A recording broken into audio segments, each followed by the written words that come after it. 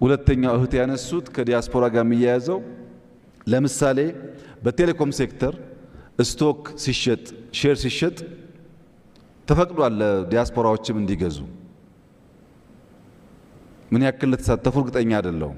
በሌሎች ሴክተሮችም እየታዩ የናሽናል ኢንትረስት ላይ ጉዳት የማያመጣ ከሆነ ቢዝነሱ ለሁሉም ሴክተር ለዲያስፖራም ለሌላውም ለውጩም ዜጋ ክፍት እንዲሆን ስለሆነ ፍላጎቱ የሚመለስ ጉዳይ ይመስለኛል። ግን አንድ ችግር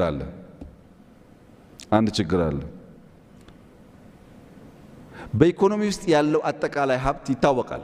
የማይታወቅ ፐርሰንቴጅ ካለ በጣም ውስን ነው እና ሰዎች ይመጡና በውጭ አገር ካለኝ ሀብት ካለኝ ዶላር ከረሜላ ላምጣ መስቲካ ላምጣ ኢትዮጵያ ውስጥ የእናንተን ዶላር አልፈልግም በኔ ገንዘብ ላምጣ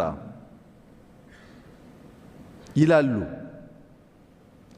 በራሳቸው ገንዘብ ኢምፖርት ካደረጉ በኋላ ሽጠው ከብላክ ማርኬት ዶላር ገዝተው ኢንፎርማል ማርኬቱን የሚያሳብጥ ትክክለኛውን ህጋዊ ማርኬት የሚያቀጭጭ አካሄድ በተደጋጋሚ ማየት ስለጀመርን በውጭና በውስጥ ያለው ትስስር እህቴ እንዳነሱት ጤናማውን ኢንከሬጅ የሚያደርግ ብቻ ሳይሆን ብዙ ሌቦች እዛ ውስጥ እንዲቀላቀሉ የሚያደርግ ስለሆነ ሁለት ሶስቴ ባየነው ሙከራ ጉዳቱ አመዝኖ አይተነዋል።